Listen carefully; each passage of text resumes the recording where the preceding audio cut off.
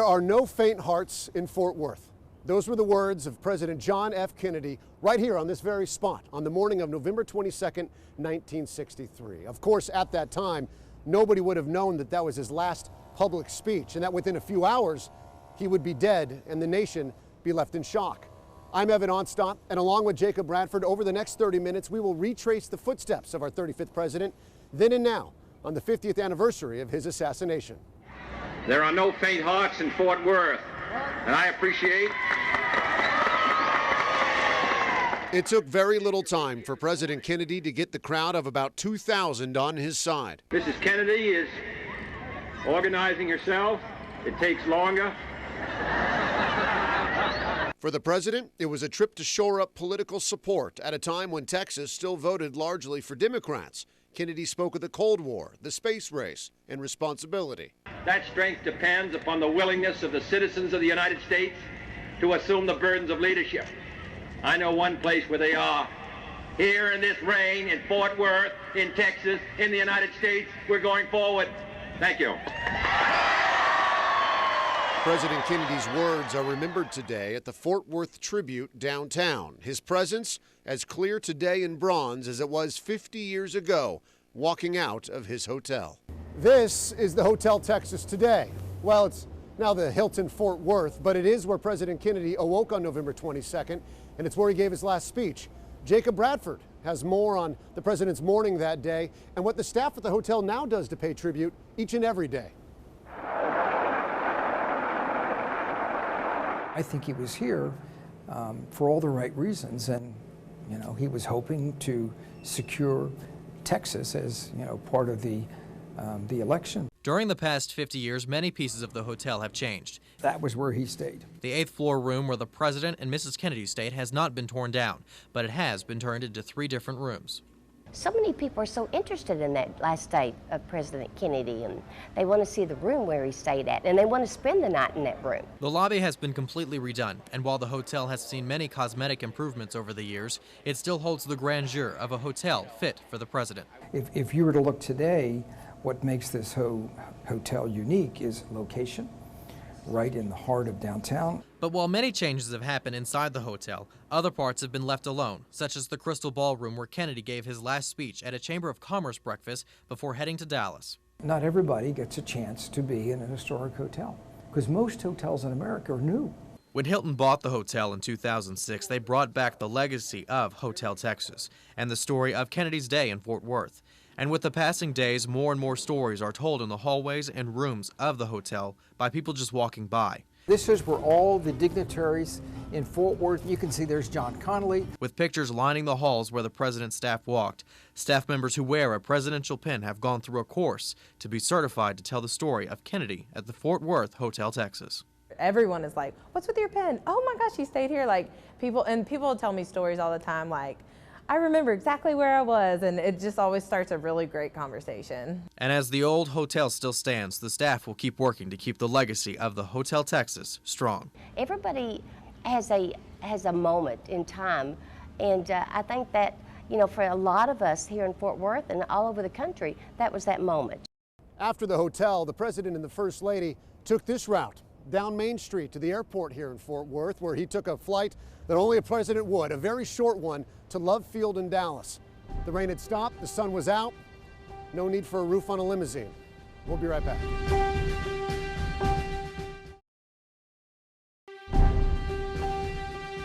Love Field is a much different place than what it was 50 years ago, but what happened here has cemented this airport's place in history. This is where the last chapter on that fateful day in 1963 began, with the arrival of the president. Several thousand enthusiastic Texans are on hand to give the president and Mrs. Kennedy a warm welcome. The president's car is now turning onto Elm Street, and it will be only a matter of minutes before he arrives at the trademark. So you were in the middle? I was all the way over next to Commerce, between Main and Commerce. I got you. In Dealey Plaza, people had no idea they were about to witness history. What car just came out? What cars just came by, whizzing by? The middle part or the right part? The one on the left, all the way over. Where those cars just came out of? Yeah. Yeah. Where those cars just came out of. Yeah. The one on the left, all the way over, next to Commerce. Where those cars just came out of. Yeah. The middle part or the right part? The one on the left, all the way over. Where those cars just came out of. Yeah. That's where I was standing. Not everyone was there to see the president. James Tague's lunch date with a pretty redhead had to be put on hold when traffic stopped just as he and the Kennedys drove into the plaza. I get out of my car, not more than 2 seconds, 3 maybe, and I noticed this car with the flags on it. And I started walking over, and I kept looking up at all of these building tops and all of these windows, and there were a lot of open windows. And I remember commenting, I wonder how they secure all of this. Pierce Allman was a radio newsman in Dealey, not so much for professional reasons, but more out of what you might call the Kennedy curiosity. The president's car is now turning onto Elm Street, and it will be only a matter of minutes before he arrives at the trademark. We came down Elm, made that turn, came this block, and then turned right here, going very slowly about, I think the prescribed speed was 8 miles an hour, 10 miles an hour. Directly across the street and straight up 6 floors, Lee Harvey Oswald had a rifle aimed out of the window of the Texas School Book Depository. As they turned, I think I took a couple of steps over and said something like, hey, welcome to Dallas, Mr. President. And they turned the corner and then, boom. When we come back, the moment that changed our nation. It appears as though something has happened in the motorcade route.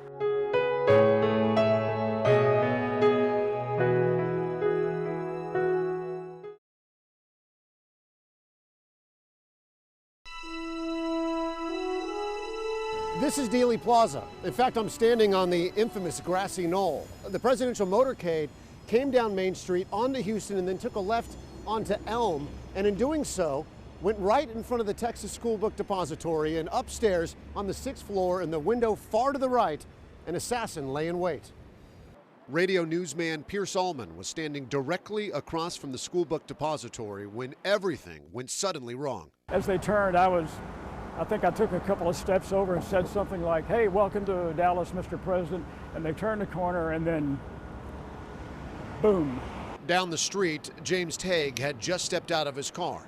And no more than do that, then I hear somebody throwing a firecracker. It was actually the first shot. And I'm thinking to myself, why is somebody throwing a firecracker? With the police gonna get him for sure. And then crack, crack, 2 rifle shots. And something stings me in the face.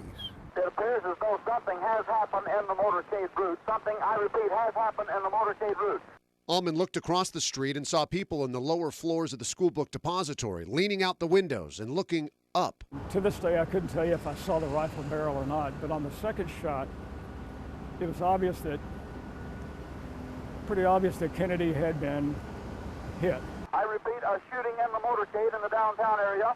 But he didn't slump forward. His hands sort of went up, like this to his chin. In a matter of a split second, the third shot, and Kennedy then went back and forth. President Kennedy had been hit twice. Governor John Connally was also shot.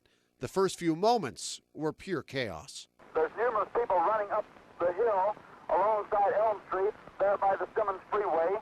Several police officers are rushing up the hill at this time. On the grassy knoll, a couple shielded their young children on the ground. Allman crossed the street to check on them. Went down and stopped and I said, are you okay? And he said, yeah, but he said, they got the president. They blew the side of his head in. So we crossed the street just in time to hear this guy sobbing. His head exploded, his head exploded. And the policeman asked him whose head. He says, the president's. And he looked up at me and says, you got blood on your face. Well, I forgot all about being stung in the face with all of what had happened. And I reached up, and yeah, there's blood. It was not a bad wound, but Tague had been hit with what most agree was a piece of concrete broken off from the curb when it was hit by a bullet or bullet fragment. He was the only witness injured in the attack. People for the first 3 or 4 minutes didn't know what had happened. Grown policemen had tears running down their cheeks, and they weren't reacting like a policeman should. They were just reacting like any civilian would react. It was overwhelming. Frankly, did I really see what I saw? I mean, there was just, an air of disbelief that this had really happened. In just moments, Allman had gone from curious Kennedy spectator to horrified witness to, again, radio newsman. He ran into the school book depository not to find the shooter, but to find a phone. It turns out he might have done both. But I asked the guy in the doorway, I said, "Where's the phone?" And he jerked his thumb and he said, "In there." Later, Allman was told by the Secret Service that man was almost certainly Lee Oswald trying to flee the scene of the crime. And while the manhunt for Oswald was continuing, the race to save the life of the president and the governor of Texas was just beginning. The motorcade sped out of Dealey Plaza toward Parkland Hospital, 4.6 miles away. Police and news crews trying to keep up. We understand Governor and Mr. Connolly are in the car with President and Mrs. Kennedy.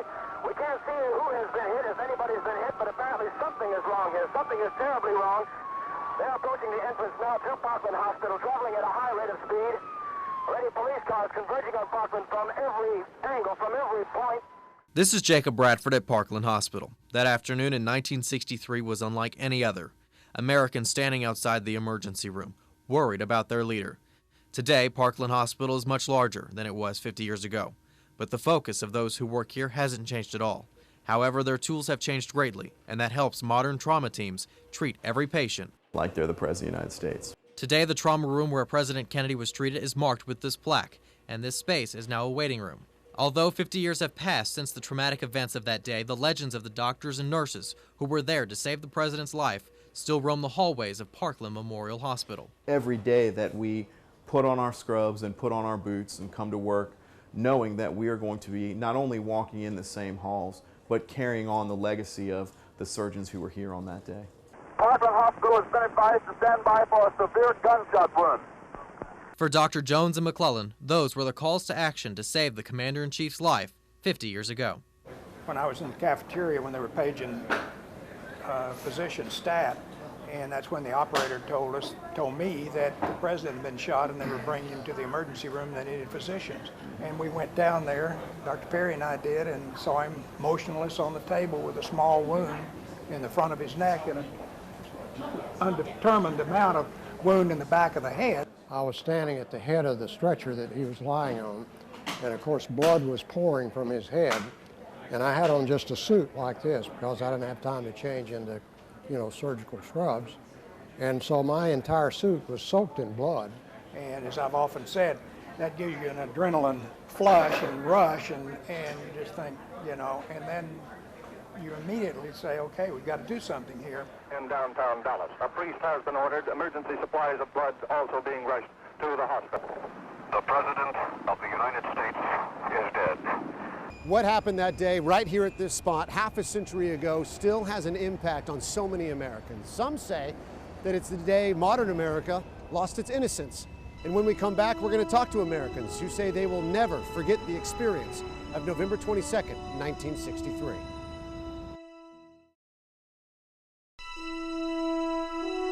There are certain events in history that become a permanent fixture in our national memory.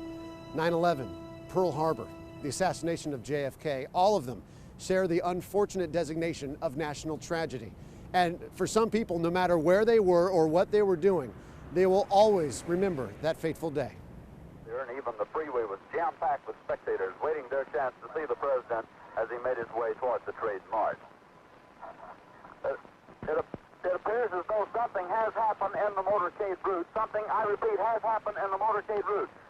There's numerous people running up the hill.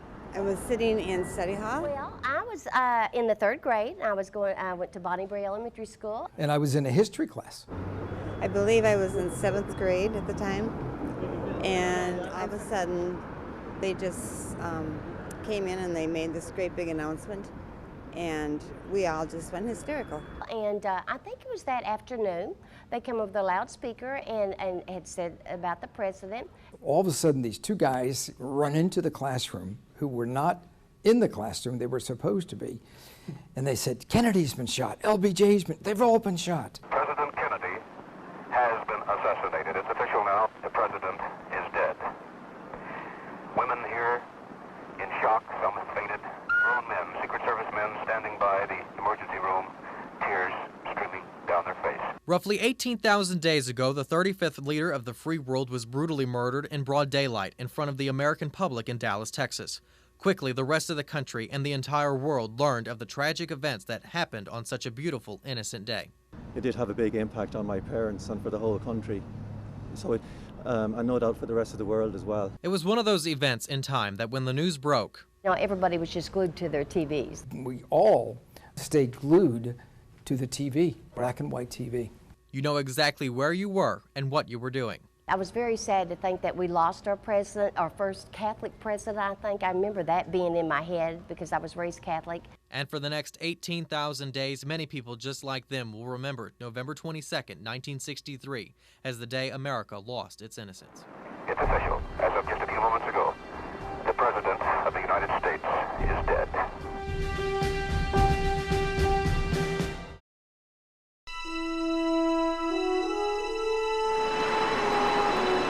Visit Dealey Plaza today, and you can tour the school book depository. And that came from the FBI, from the Warren Commission? Built for the Warren Commission. Its famous sixth floor has been turned into a museum. What a marvelous old building this is. Oh, it's amazing. It's beautiful. There you can retrace the story of the assassination and the investigations that followed. The Warren Commission decided the shooting happened a little differently. The strings attached to the cars there showed where Kennedy was at each moment. The so-called sniper's nest sits in the corner, preserved behind a wall of glass. The scratches and marks in the wooden floor that are in the crime scene photos from 1963 are still there. From the floor above, you can look out the corner window to see what Oswald saw that November day in 1963. 2 X's in the road below mark where Kennedy was shot. One of the newest exhibits is this suit worn by Jim Lavelle, the Dallas detective who was handcuffed to Lee Oswald when Oswald was shot 2 days later by Jack Ruby. Well, he was as calm as you are sitting right there, and he didn't show any more emotion than you're showing. Lavelle still lives in Dallas. He's 93, and 50 years later, he remembers clearly the 2 days Oswald was his prisoner. Starting out Friday afternoon, we got death threats on him. They were going to take him away from us and do all sorts of things to him. And we must have had 100 calls. Oswald was originally arrested for the murder of police officer J.D. Tippit, who he shot about 45 minutes after Kennedy drove into Dealey Plaza. By the time Lavelle prepared to move his prisoner to the Dallas County Jail, the name Lee Harvey Oswald was known worldwide. There's an ominous symbol in Lee Harvey Oswald's murder weapon as he is taken to the city jail. I told him, I said, Lee, if anybody shoots at you, I hope they're as good a shot as you are. And meaning, of course, it hit him and not me. And he kind of laughed. He said, oh, nobody's going to be shooting at me. What happened next happened on live TV with much of the nation watching. He's been shot. He's been shot. Lee Oswald has been shot. Oswald was rushed, ironically, to Parkland Hospital, where he was pronounced dead 48 hours after President Kennedy. The photograph of Lavelle and Oswald remains one of the most famous images surrounding the Kennedy assassination. His accused slayer is dead. Since the day President Kennedy was shot, Americans have been seeking perspective and perhaps more importantly, a reason that somehow would begin to explain the violent loss of our 35th president. It's interesting that we still question now what happened then, so many years later. We're losing the witnesses of this history to time, and we continue to seek answers that even 50 years from now, to be honest, we are still not going to have. Kennedy was not in office as long as most, but he did leave a legacy. From the Peace Corps to taking a stand against Soviet missiles 90 miles from us. And because of what happened right here at this spot at Dealey Plaza on November 22nd, 1963, we have changed the way that we protect the American president. I'm Evan Onstott in Dallas. For Jacob Bradford and the entire Nexstar broadcast team, we thank you for watching.